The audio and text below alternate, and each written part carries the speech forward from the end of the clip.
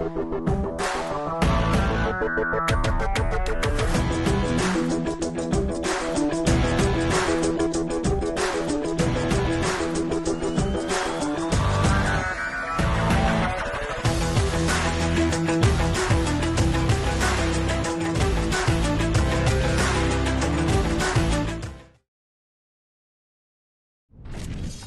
di Langkawi kembali lagi. Di sini bermula. Sesungguhnya Petronas Letup di Langkawi Malaysia 2019 menjadi perhatian dunia dengan upacara pengenalan pasukan yang dimulakan sehari sebelum perlumbaan sebenar, menyaksikan 22 buah pasukan dengan 131 pelumba mengesahkan penyertaan, khususnya kehadiran juara bertahan Artyom Ovechkin dari pasukan TSG bersama bekas juara 2015 iaitu Yusuf Rigigi dari Algeria cuba memperkuatkan pasukan tempatan itu, sambil kehadiran Andrea Godini selaku jago 24 kejuaraan peringkat yang telah dimenanginya sejak 2011 turut menjadi perhatian.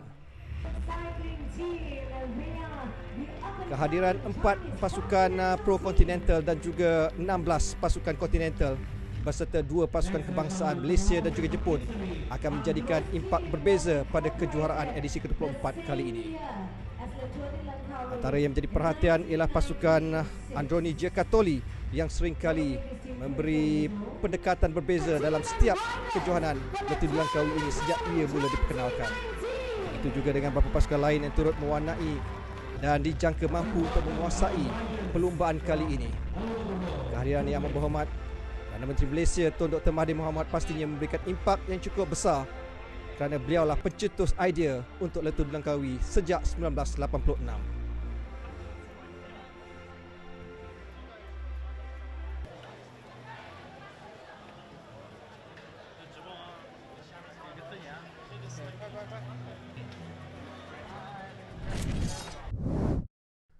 Hari yang dinanti telah pun tiba. Peringkat pertama dari Menara Berkembar Kuala Lumpur KLCC menuju ke Tampin merupakan satu pendekatan yang berbeza dengan laluan perlumbaan sejauh 176.9 km dengan 4 zon pendakian dan 3 pecutan, pastinya memberi impak berbeza untuk peringkat pertama kali ini.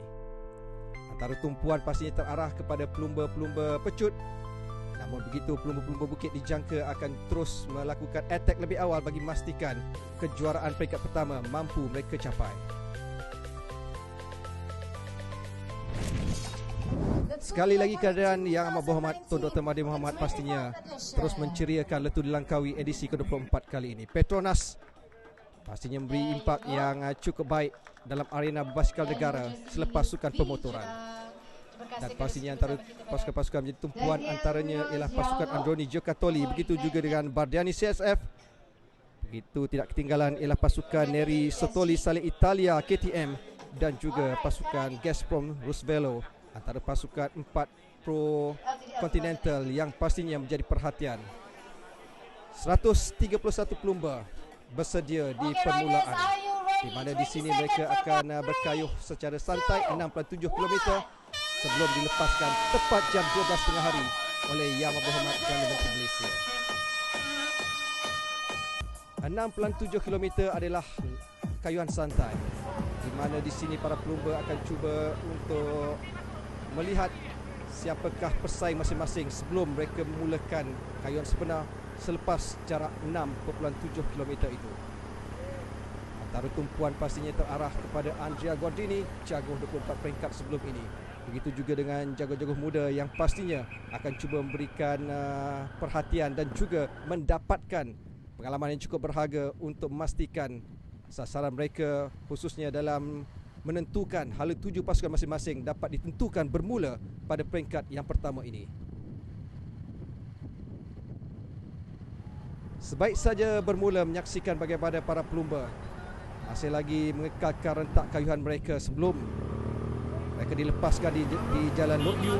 Maka di sini dah bermula penghitungan setiap pasukan, 22 pasukan dan 131 pelumba untuk mencetuskan idea masing-masing bagi mendapatkan tempat yang lebih baik, khususnya menuju ke kom yang pertama di Ampang. Sebaik saja bermula menyaksikan bagaimana attack dilakukan oleh beberapa pelumba yang menyaksikan 5 pelumba berjaya meloloskan diri dari kelompok besar, termasuk Nicholas Zoxy dari pasukan Floyd. Begitu juga dengan pelumba Gleb Rushansky dari Kazakhstan dari pasukan Vino Astana Moto, dan Kim Dong Guk dari KSPO, dan Shin Hang dan juga Deng Penghai dari Giant Cycling Team. Kelima-lima pelumba ini terus mengorak langkah bagi memastikan bahawa mereka mendapatkan tempat lebih baik sebelum menuju ke Bukit Ampang bagi memastikan kom pertama. Sepanjang laluan ini menyaksikan pasukan peloton yang tidak mahu ketinggalan, tetapi tidak ada reaksi yang begitu agresif di kalangan pelumba-pelumba di kelompok besar, manakala pecahan dari kelompok besar untuk menjadi chaser terbentuk selepas itu kerana memastikan bahawa kedudukan menuju ke kom pertama dapat mereka saingi yang dikuasai oleh 5 pelumba ini.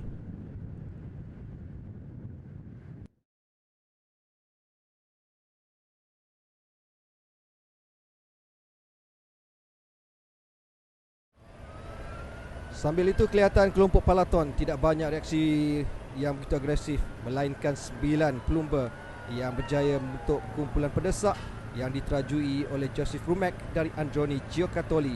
Tidak ketinggalan ialah pelumba dari pasukan Sapura, Christian Reno, yang turut berada dalam kumpulan 9 pelumba ini.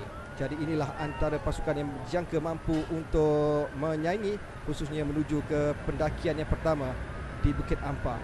Sambil itu kelompok peloton masih lagi tidak menunjukkan sebarang tidak balas yang begitu agresif berbanding 9 pelumba di pertengahan dan 5 pelumba yang sedang mengepalai perlumbaan pada ketika ini. Namun begitu, kedudukan menyaksikan bagaimana pelumba dari Oliver iaitu Lyons terus cuba melakukan attack lebih awal sebelum menuju ke kilometer 14.1 bagi pendakian yang pertama kategori 4 di Ampang Look Point. Sambil itu 9 pelumba di pertengahan tidak mahu ketinggalan. Mereka turut mempertingkatkan kayuhan sebelum mereka melakukan pendakian di Bukit Ampang ini, disusuli dengan peloton yang masih lagi berada pada jarak yang cukup selesa untuk mereka kejar, khususnya menuju ke penghujung penentuan pecutan di peringkat yang pertama ini.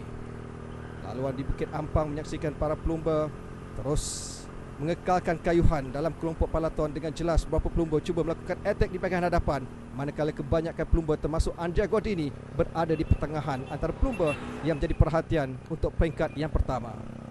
Namun begitu, kelompok 9 pelumba dan 5 di hadapan terus mengorak langkah bagi memastikan kom yang pertama mampu mereka capai. Namun begitu, sebaik saja melepasi 14.1 km di Ampang Look Point, menyaksikan bagaimana Agnes Leon dari Oliver berjaya untuk mengungguli kom yang pertama dengan meraih mata tertinggi, diikuti Henan Aguera dari Interpol Cycling Academy, diikuti Marcus Cully dari tim Sapura, dan tempat keempat mata terakhir dimiliki oleh Kevin Serrano dari Androni Giocattoli. Selepas 14 km peloton dan juga 15 pelumba yang berada di hadapan kembali berjaya ditangkap sebelum mereka bergerak dalam satu kumpulan besar semula. Dan selepas ini mereka akan terus melakukan percaturan menuju ke sprint yang pertama, yang pastinya menjadi perhatian mereka apabila mereka akan bergerak pula menuju ke Hulu Langat pada kilometer 18 menjadi perhatian seterusnya. Jadi di sinilah kedudukan seorang pelumba yang dapat kita perhatikan, bagaimana Brandon Davis dari pasukan Oliver Real Food Racing yang berjaya meloloskan diri dari 4 pelumba yang berada di kelompok hadapan.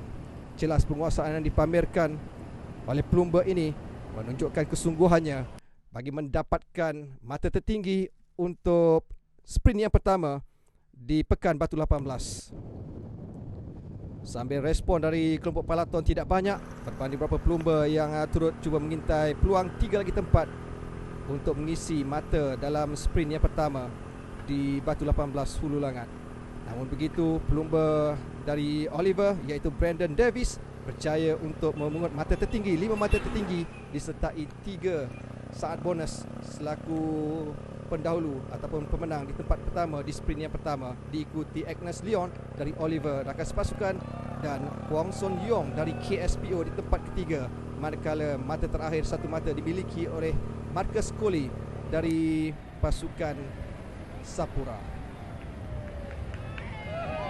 Begitu terdapat beberapa insiden yang membabitkan beberapa pelumba khususnya menuju ke persimpangan Batu 14 Hulu Langat